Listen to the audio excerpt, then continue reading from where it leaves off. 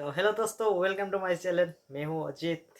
आज हम देखने वाले हैं द चाणक्य डायलॉग चैलेंज से France S Indian Pakistan multi viral record.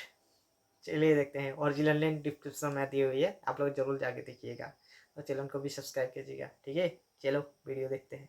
दोस्तों 19 जून 2024 में यूरोसेटोरी एक डिफेंस शो हुआ पेरिस में।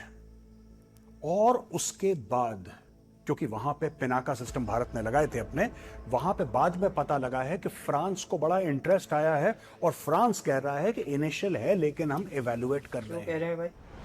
आर्मेनिया ने जब ये सिस्टम इस्तेमाल करा अजरबैजान के खिलाफ, तो वहां पे पाकिस्तान भी हिला, वो ईरान भी तो हिला हिलेगा ही और तुर्की भी पाकिस्तान। हिला। और फिर है हमारे क्या जो बात। वेपन्स हैं, हमारे आर्टिलरी बिल्कुल उसी पाथ को लेके वापस पॉइंट ऑफ ओरिजिन पे बम मारेगी, या रॉकेट मारेगी, या मिसाइल मारेगी, या आर्टिलरी शेल मारेगी, जो भी मारेगी।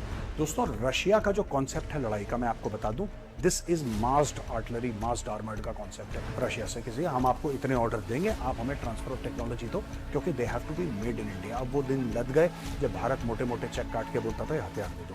हाँ, बहुत बढ़िया।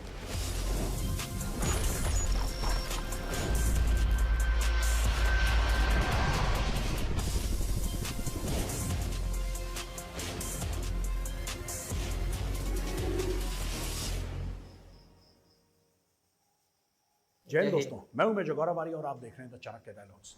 दोस्तों इसके पहले कि मैं वीडियो शुरू करूं, मैं चाहूंगा कि आप जाएं और डिस्क्रिप्शन बॉक्स में एक लिंक है, उसको क्लिक करें। एक आर्टिकल है कोमोडोर एसपी सिंह का।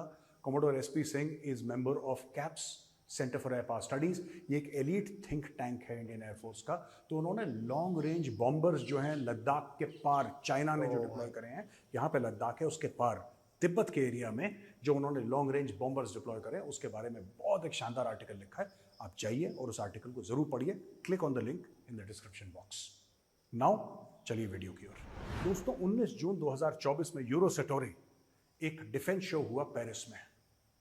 और उसके बाद क्योंकि वहां पे पिनाका सिस्टम भारत ने लगाए थे अपने, वहां पे बाद में पता लगा है कि फ्रांस को बड़ा इंटरेस्ट आया है और फ्रांस कह रहा है कि इनिशियल है लेकिन हम इवेलुएट कर रहे हैं।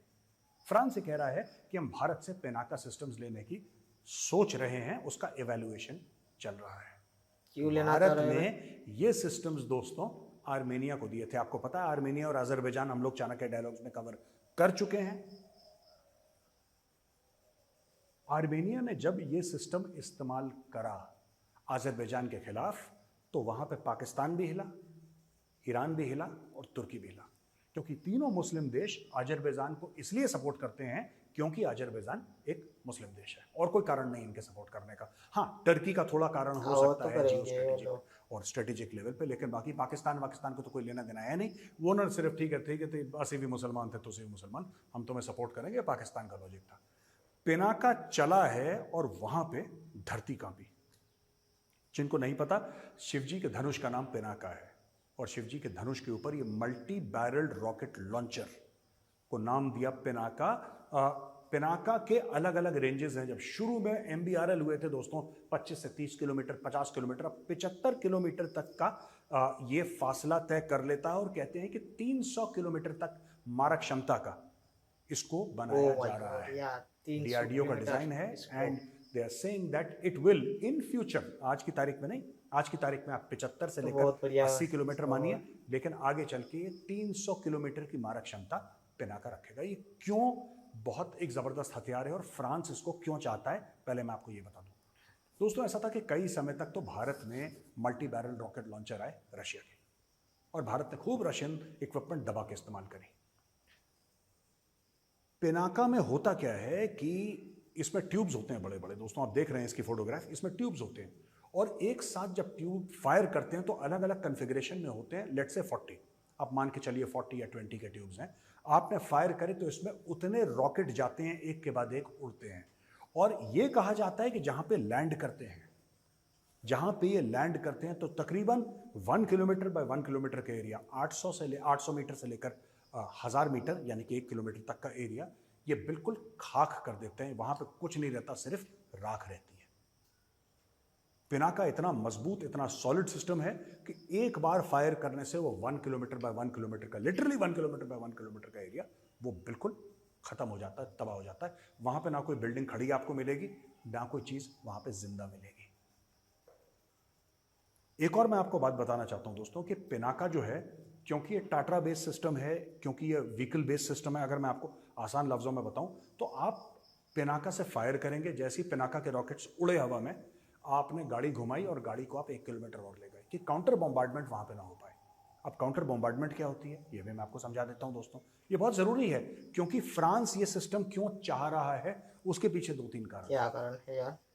उसके पीछे एक कारण तो ये कि फ्रांस और भारत की दोस्ती बहुत अच्छी है, राइट। ऐसे ही सिस्टम्स चाइना के पास अवेलेबल हैं, ऐसे ही सिस्टम्स रूस के पास अवेलेबल है, लेकिन ना चीन से खरीद सकता है फ्रांस, ना वो खरीद सकता है रशिया से। अगर खरीद सकता है तो भारत से। भारत के पास ए ग्रेड सिस्टम है, ए ग्रेड सिस्टम, जिसका नाम पिनाका है। अब काउंटर बम्बार्डमेंट क्या होती है दोस्तों, कि जब कोई मिसाइल आती है, जब कोई रॉकेट आता है, तो उसका जो पाथ होता है that is a parabola. Parabola आपने जिसने फिजिक्स पढ़ी होगी आपको पता होगा कि ऐसे घूम कर आता है वो, इस तरीके से, राइट। क्योंकि जो उसका हॉरिजॉन्टल एक्शन है that is constant, but vertical action due to gravity वो शिफ्ट होता है, राइट। यानी कि पहले ऐसे जाएगा फिर नीचे की ओर आएगा। अगर आप राइफल से बुलेट भी फायर करेंगे ना ऐसे, तो वो गोली भी ऐसे नहीं जाती दोस्तों। राइफल से भी निकली हुई गोली, it goes in a slight shape of a parabola. अगर आप 300, 400, 500 मीटर माने तो राइफल की गोली भी पैराबोला की ही शेप में जाती है। बड़ा स्लाइट पैराबोला होता है, लेकिन वो पैराबोला होता है, राइट। अब जहां पे दुश्मन के पास, या लेट्स से हमारे ऊपर, मानिए कि लाइन ऑफ कंट्रोल पे फायरिंग हो रही है और पाकिस्तान ने हमारे ऊपर एक मिसाइल मारी या हमारे ऊपर एक आर्टिलरी का शेल मारा, हमारे कंप्यूटर्स कैलकुलेट करेंगे कि उसका क्या फ्लाइट पाथ था, किस पैराबोला पे हमारे पास आई, क्या फ्लाइट पाथ लेकर आई, और विद इन सेकेंड्स हमारे कंप्यूटर्स उसको कैलकुलेट करके बता देंगे कि पॉइंट ऑफ ओरिजिन ये था, यहां से ये बम हमारे ऊपर चलाया गया है, ये हमारे ऊपर ये जो आर्टिलरी का शेल है यहां से लॉन्च करा गया है। और फिर हमारे जो वेपन्स हैं, हमारे आर्टिलरी बिल्कुल उसी पाथ को लेके वापस पॉइंट ऑफ ओरिजिन पे बम मारेगी, या रॉकेट मारेगी, या मिसाइल मारेगी, या आर्टिलरी शेल मारेगी, जो भी मारेगी। यानी कि वही फ्लाइट पाथ चुन के पैराबोला वापस, उसको सीबी बोलते हैं आर्टिलरी में, काउंटर बॉम्बार्डमेंट। इसमें काउंटर बॉम्बार्डमेंट थोड़ी सी मुश्किल इसलिए हो जाती है दोस्तों, क्योंकि ये आपने शूट करा और आपने स्कूट करा, आपने टाटरा के ऊपर लगाया, ये आपने फायर करा और फट से आप कहीं और चले गए। बहुत विध्वंसक है, बहुत खतरनाक हथियार है। और अब फ्रांस ये कह रहे थे कि आर्मेनिया ने तो ले लिया हमसे, अब फ्रांस कह रहा है साहब हमें भी चाहिए। अगर फ्रांस हमसे ले लेता है तो भारत की बहुत बड़ी जीत होगी, क्योंकि यूरोपियन कंट्री है और यूरोपियन कंट्रीज भी चाहेंगी कि वो भारत से ये सिस्टम ले। दोस्तों, रशिया का जो कॉन्सेप्ट है लड़ाई का, मैं आपको बता दूं, this is massed artillery, massed armoured का कॉन्सेप्ट है। और ये आज से नहीं है, सेकेंड वर्ल्ड वॉर के पहले से है रशिया का कॉन्सेप्ट, मास्ड आर्टिलरी। यानी कि जब आर्टिलरी आएगी तो फिर आर्टिलरी ऐसे नहीं होगी कि there is one battery or there are 2 batteries or there are 1 regiments or 2 regiments। वो रशियंस का ये गेम नहीं है। रशियंस का कई 100 गन्स एक साथ टेक ऑफ तो कर। आज का वीडियो दोस्तों यही तक।